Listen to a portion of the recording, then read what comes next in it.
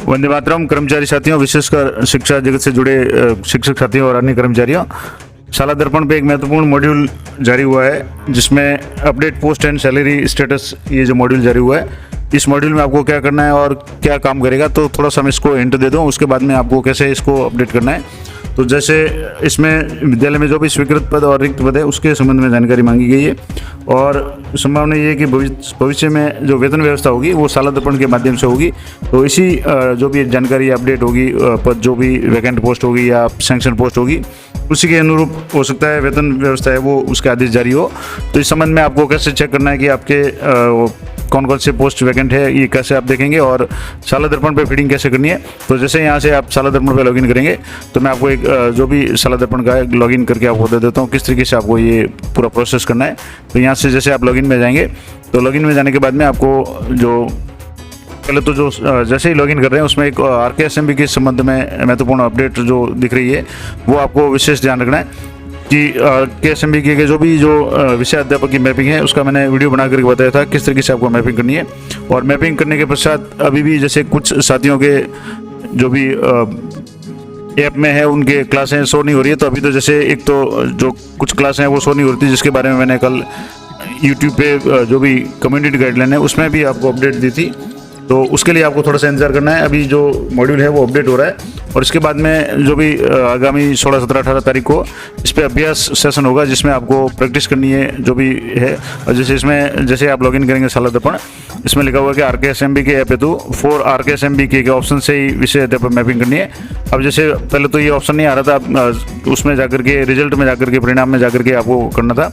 अब यहाँ सीधे ही ऑप्शन आ गया कि सब्जेक्ट टीचर मैपिंग शाला दर्पण जो 4 RKSMB के, यहाँ से आपको क्लिक करना है और यहाँ से क्लिक करेंगे तो आपके सामने इस तरीके से फीड है, अगर तो ये डाटा आ जाएगा, अगर फीड नहीं है तो आपको फीड करना है। तो ये तो हो गई महत्वपूर्ण बात RKSMB के संबंध में। अब मैं आपको बता रहा था कि सैलरी संबंधित जो भी नया ऑप्शन आया है उसके लिए आपको कार्मिक में जाना है और कार्मिक में आएंगे तो यहाँ जो प्रपत्र 10 के नीचे का जो ऑप्शन है update post and salary status, ये जो नया मॉड्यूल शुरू हुआ है update post and salary status, जैसे यहाँ इसमें लिखा हुआ है कि पोस्ट समरी एज पे मैनेजर फाइनेंशियल ईयर 2023-24 और DDO नेम, जो भी आपके DDO का नाम आ जाएगा, DDO कोड आ जाएंगे।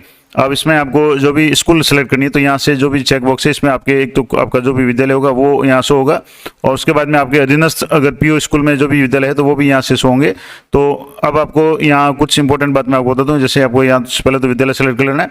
अब यहाँ है कि चयनित स्कूल में IFMS पोर्टल पे कुल पद स्वीकृत पदों की संख्या, तो IFMS पोर्टल पर आपको किस तरीके से पद चेक करने हैं वो संख्या मैं आपको बता दूंगा, पूरा प्रोसेस बता दूंगा। यहाँ आपको वो संख्या एंटर करनी है, उसके बाद में सेव एंड प्रोसीड पे करना है। अब जैसे मैं यहाँ एक संख्या एंटर कर देता हूँ जो भी IFMS पे पद स्वीकृत है, तो जैसे टोटल 22 पद इस विद्यालय में जो स्वीकृत है, तो यहाँ से जैसे 22 पद है वहाँ से सेव एंड प्रोसीड पे क्लिक करना है। ये एंट्री करने के बाद में अब आपके यहाँ इस तरह का जो ऑप्शन आएगा जिसमें जो कुछ शॉर्ट टर्म्स दिए हुए हैं जिनको आपको काम में लेना है कि जैसे एस का मतलब है स्थानीय विद्यालय के कार्मिक का वेतन आहरित किया गया है, यानी इस पोस्ट से किया गया, तो प्रत्येक पोस्ट वाइज आपको ये एंट्री करनी है। दूसरा है वो है जिसमें है कि अन्य विद्यालय यानी अदर ऑफिस, अन्य कार्यालय अदर ऑफिस के कार्मिक का वेतन आहरित हो चुका है, यानी वेतन व्यवस्था से जिस पद से हो रहा है तो वो आपको ओ लिखना वहाँ। इसके अलावा V का मतलब है कि वैकेंट, यानी इस पद पर इस माह का वेतन आहरित नहीं हुआ है। और N का मतलब है कि चयनित माह में IFMS पे उक्त पद है वो स्वीकृत नहीं था। अब जैसे ये तो हो गया। अब इसमें बाद में एक नोट भी दिया हुआ है कि विद्यालय में IFMS पोर्टल पर जितने पद स्वीकृत है उतनी ही बार सैंक्शन पोस्ट ऐड की जानी है और प्रविष्टि कुल पद की संख्या के बराबर प्रविष्टि किया जाना अनिवार्य है। अब जैसे यहाँ आप देखेंगे तो यहाँ से जैसे सैंक्शन पोस्ट है यहाँ से आप सेलेक्ट करेंगे। अब जैसे प्रिंसिपल की सैंक्शन पोस्ट है, मैं एक आपको उदाहरण के रूप में बता रहा हूँ। अब इसमें जो भी बजट हेड है आपको यहाँ से बजट हेड चेक करना है। तो अब जैसे बजट हेड कौन सा है तो यहाँ से जैसे 22/02/0109/2701 है, तो जैसे 22/02/02 और 109 और यहाँ से आपको 2701 वाला जो ऑप्शन है ये, जैसे यहाँ से 22/02/0109/2701 ये आपको सेलेक्ट कर लेना है। नंबर ऑफ सैंक्शन पोस्ट 1 है। मार्च 2023 में वेतन कहाँ से उठाया, तो अब जैसे यहाँ से इसमें आपको यहाँ से 4 ऑप्शन है कि स्थानीय कार्यालय के कार्मिक का वेतन आहरित कर लिया गया है, या अन्य कार्यालय के कार्मिक का वेतन आहरित हो चुका है, या इस पद पर इस माह का वेतन आहरित नहीं हुआ है, या चयनित माह में IFMS पोर्टल पर पद स्वीकृत नहीं था।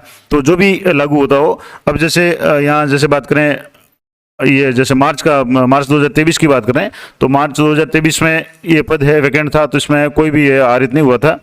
क्योंकि उसके जो भी प्रिंसिपल की पोस्टिंग हुई है वो बाद में हुई है, तो वो आपको ये सारा जो डिटेल्स है वो आपको अपने विद्यालय का जो पे पोस्टिंग है उससे भी आपको पता चल जाएगा।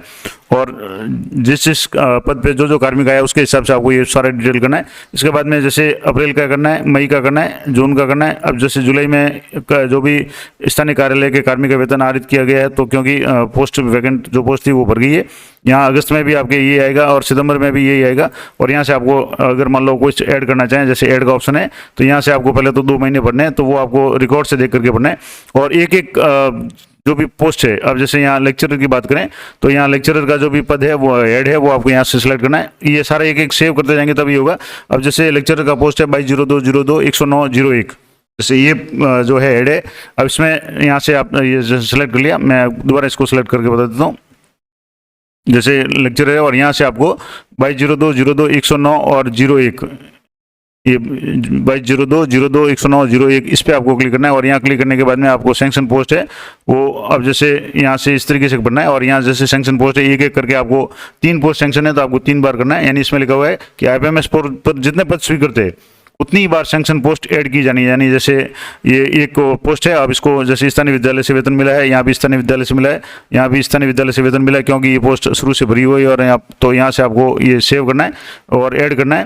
तो जैसे यहाँ ऐड करेंगे तो सेव सक्सेसफुल हो जाएगा, क्योंकि जैसे ये आगे आगे लेक्चरर का जो ऐड है यानी 220202-109-01, इसमें सैंक्शन पोस्ट 1, मार्च की सैलरी, अप्रैल की, मई की, जून की सारी सैलरी है वो उसी पद के अनुसार जो भी कार्यरत कार्मिक उनको दी गई है, तो यस आएगा, क्योंकि इसमें लिखा हुआ है स्थानीय विद्यालय के कार्मिक का वितरण आरित कर लिया गया है। अब इसी तरह से मान लो जैसे जो भी अगली पोस्ट है, मैं इसकी जैसे लेक्चर की 3 पोस्ट है और तीनों भरी हुई है, तो यहाँ से आपको लेक्चर का है 220202-109-01 ये करना है। और इसमें एक पोस्ट, और इसको भी इस तरीके से आपको यहाँ जो भी इसमें ऑप्शन दिए हुए हैं वो सारे ऑप्शंस आपको यहाँ काम करने हैं। यहाँ से जैसे ये स्थानीय विद्यालय से सिलेक्ट है, स्थानीय विद्यालय से आरित किया गया है, और इसको सेव करते जाना है। तो जैसे 3 लेक्चर है तो ये एंट्री 3 बार होगी। इसमें जो भी आगे ऊपर लिखा हुआ है कि कुल विद्यालय में IFMS पोर्टल पर जितने पद स्वीकृत है उतनी बार सैंक्शन पोस्ट ऐड की जानी है। जैसे 3 व्याख्याता है तो 3 बार लेक्चर का आएगा और ये बजट ऐड आ जाएगा। और अगर मान लो इसमें कुछ गलती हो जाती है तो आप यहाँ से आपको डिलीट भी कर सकते हैं, एडिट भी कर सकते हैं। मान लो किसी एक पद पर व्याख्याता का किसी महीने का वेतन नहीं आरित किया गया तो वो आप एडिट भी कर सकते हैं। तो इस तरीके से आपको प्रत्येक जो पद आपके स्वीकृत है वो इसमें एंट्री करनी है और ये पूरा डिटेल आपको भरनी है। और जिसमें अगर मान लो स्वीकृत नहीं था तो N आ जाएगा, इसमें S आएगा। जो भी ऑप्शंस आपके इसमें है वो आपको यहाँ से सेलेक्ट करने हैं। जैसे यहाँ से जो भी ऑप्शन आएंगे कि स्थानीय विद्यालय के कार्यालय का वेतन आरित किया है या अन्य कार्यालय के कार्मिक का वेतन आरित किया है वेतन व्यवस्था के अंतर्गत, या इस पद का वेतन आरित नहीं हुआ है, या चयनित माह में IFMS पद स्वीकृति था, इस तरीके से पूरा मॉड्यूल बनना है। और ये सारी जानकारी मैं आपको जो भी जानकारी है उसके लिए दे रहा हूँ। इस संबंध में अगर जो भी विभागीय आदेश आता है पहले आप उसका इंतजार करें और उसके बाद ही फीडिंग करें। मैं आपको सिर्फ समझाने के लिए बता रहा हूँ कि किस तरीके से ये मॉड्यूल काम करेगा। अब जो दूसरी इंपॉर्टेंट बात थी कि आपको IFMS पे पोस्ट कैसे चेक करनी है, तो यहाँ आपको जैसे गूगल में आपको सर्च करना है IFMS, और IFMS जैसे सर्च करेंगे तो इंटीग्रेटेड फाइनेंशियल मैनेजमेंट सिस्टम इस तरीके की जो भी वेबसाइट खुलेगी। इस वेबसाइट पे आपको जाने के बाद में यहाँ से जैसे ई-ग्रास के लिए भी आपको ऑप्शन मिल जाएगा, स्टाम्प्स के लिए, पे मैनेजर के लिए, राजकोष के लिए। तो यहाँ आपको बजट है, इस पर क्लिक करना है। और यहाँ आपको गेस्ट में लॉगिन ID में आपको गेस्ट स्मॉल लेटर में और कैपिटल लेटर में G कैपिटल EUST@321, और यहाँ आपको कैप्चा कोड जो भी यहाँ दिया हुआ है वो आपको एंटर करना है। तो यहाँ से जैसे मैंने ये कैप्चा कोड एंटर कर लिया और यहाँ आपको लॉगिन पे क्लिक करना है।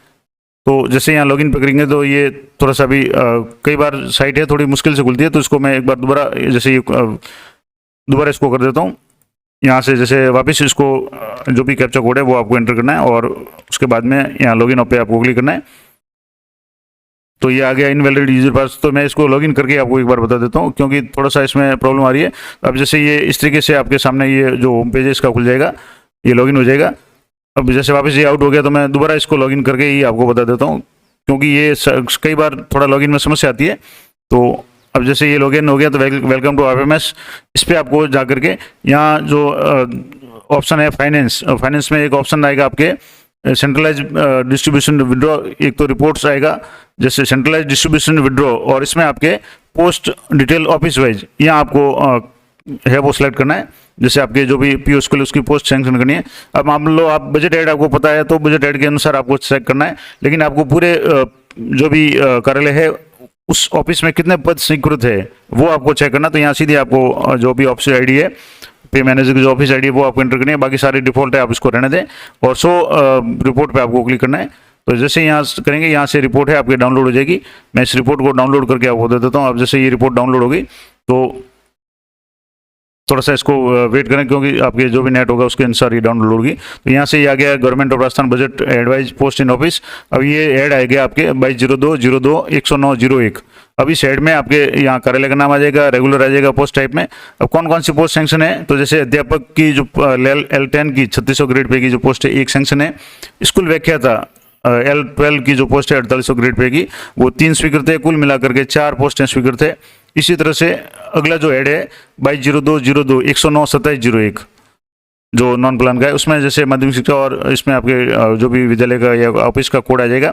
और अब इसमें जैसे पोस्ट आप देखेंगे तो अध्यापक की L10 की 7 पोस्ट है, चतुर्थ श्रेणी कर्मचारी L1 की 2 पोस्ट है, प्रधानाचार्य L16 की 1 पोस्ट है, वरिष्ठ अध्यापक L11 की 4 पोस्ट है। इस तरह से वरिष्ठ सहायक L8 की 1 पोस्ट है और शारीरिक शिक्षक L10 की 1 पोस्ट है, कुल मिलाकर के 16 पोस्ट है। इसी की तरह से अगला जो है इसमें जो बजट हेड है वो जैसे 22/02/0113/0102 ये जो बजट हेड है इसमें एक वरिष्ठ अध्यापक की 1 पोस्ट और है। और इसी तरह से इसमें जैसे 1 पोस्ट ये और हो गई। इसके बाद में अगली जो पोस्ट है यहाँ से जैसे देखेंगे तो 22/02/02/789/0101 ये जो नया बजट हेड जारी किया गया था, इसमें 2 पोस्ट है, जिसमें एक तो है उप प्रधानाचार्य वाइस प्रिंसिपल की L14 की जो पोस्ट है, 1 पोस्ट है स्टेट फंड की। उसी तरह से बेसिक कंप्यूटर अनुदेशक इसकी L8 की 1 पोस्ट है और कुल इस ऐड में 2 पोस्ट है। तो कुल मिलाकर के जितनी भी पोस्ट है आपको जो भी पोस्ट है वो आप जैसे इसमें आप जब भी ये करेंगे ये रिपोर्ट डेट भी आ जाएगी। जैसे अभी मैंने 13 तारीख यानी आज ही अभी ये डाउनलोड किया है 13/10/2023 और 8:0 पे मैंने ये इसको डाउनलोड किया है। तो ये आपके लेटेस्ट जो बजट पोस्ट है वो आपको आ जाएगी। तो इसी तरह से आपको यहाँ से जो भी पोस्ट हैं वो आपको पोस्ट यहाँ एंटर करनी है। अब मान लो जैसे यहाँ 22 की जगह अगर मान लो 23 है तो आप यहाँ से 23 एंटर करके इसको सेव कर लें, क्योंकि अब जैसे एक पोस्ट जो मैं पता नहीं था वो एक अलग हेड आ गया उसमें। तो ये जिस तरीके से आपको ये पूरा प्रोसेस आपको करना है। पोस्ट सेंक्शन आप एक बार चेक कर लें। पीओ क्षेत्र की पोस्ट चेक करनी है तो उसके लिए भी IFMS पे अलग से प्रोसेस है, वो मैं अगर आप कहेंगे तो अलग से वीडियो बना कर बता दूंगा। तो यहाँ से आपको प्रत्येक जो भी पोस्ट है उसके अनुसार पिछले मार्च 2023 से लेकर के अब तक किस किस पोस्ट पे वेतन किस तरीके से आरित किया गया। अगर स्थानीय कार्यालय के कार्मिक का वेतन आरित किया है तो S एंटर करना है या ये जो सिलेक्ट करना है। अगर मान लो अन्य कार्यालय के कार्मिक का वेतन आरित हो चुका है जैसे वेतन व्यवस्था में तो आपको वो सिलेक्ट करना है यानी अदर ऑफिस का। इसके अलावा अगर पोस्ट वैकेंट है और कोई वेतन आरित नहीं हुआ है तो आपको V इस पर सिलेक्ट करना है। और इसमें IFMS पे अगर ये पोस्ट उस समय नहीं थी तो आपको N सेलेक्ट करना है। तो इस तरीके से ये पूरी डिटेल मैंने आपको बता दी कि इन जो भी हेड है या इस तरीके से आपको ये पूरा प्रोसेस करना है। और ये सारी जानकारी मैं आपको दोबारा बता दूं कि ये आपकी जानकारी के लिए है, आपकी सुविधा के लिए है।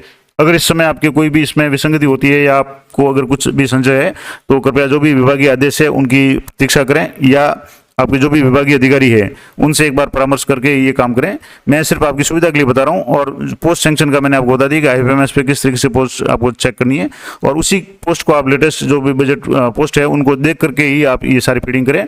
दूसरा आपके पे पोस्टिंग वगैरह से या पे मैनेजर पे जो भी बिल है उनके अनुसार आप ये जो डिटेल्स है मार्च से लेकर के अभी तक का जो भी पेमेंट जो भी जारी हुआ है वो किस किस टाइप से हुआ है, जैसे कार्मिक का हुआ है, आपके स्थानीय कार्यालय के कार्मिक का हुआ है या किसी वेतन व्यवस्था के अंतर्गत अन्य पीओ क्षेत्र के कार्मिक का हुआ है या इस पद से कोई वैकेंट पोस्ट जैसे एक जो ऐड था जिसमें अभी तक कोई भी पोस्ट वैकेंट है और कोई भी वेतन आरित नहीं हुआ है तो वो भी आपको एंटर करना है। जो भी हो आप ये चारों में से आपको कोई भी विकल्प है वो सिलेक्ट करके ये करना है। और सेंक्शन पोस्ट का यहाँ से आपको जो भी है वो सेंक्शन पोस्ट आपको सिलेक्ट कर लेनी है। और यहाँ से जो बजट हेड है वो आपको IFMS पे आपको मिल जाएगा। जैसे ये जो भी बजट हेड है वो आपको जैसे 789 वाला जो बजट हेड था वो जैसे 789 वाला जो बजट हेड यहाँ से जैसे ये है तो ये जैसे 7890। अब इसमें जैसे दो मैं आपको दोबारा बता दूं, जैसे एक जो बजट हेड था जो इसका कंप्यूटर अनुदेशक का था तो वो बजट हेड आपके है 22/02/789/0101। तो ये आपको कहाँ से कर मिलेगा तो 789/0101 है।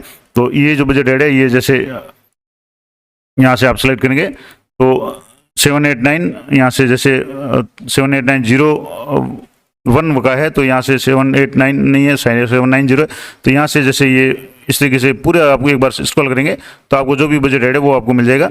तो ये पूरी जानकारी मैंने आपको बता दी किस तरीके से ये सारा काम करना है। आशा करता हूँ ये जानकारी आपके लिए उपयोगी रहेगी। अगर आज जानकारी अच्छी लगे तो वीडियो को लाइक करें, अधिक से अधिक अपने साथियों को शेयर करें। तो मिलते हैं नेक्स्ट वीडियो में, तब तक जय हिंद, जय भारत।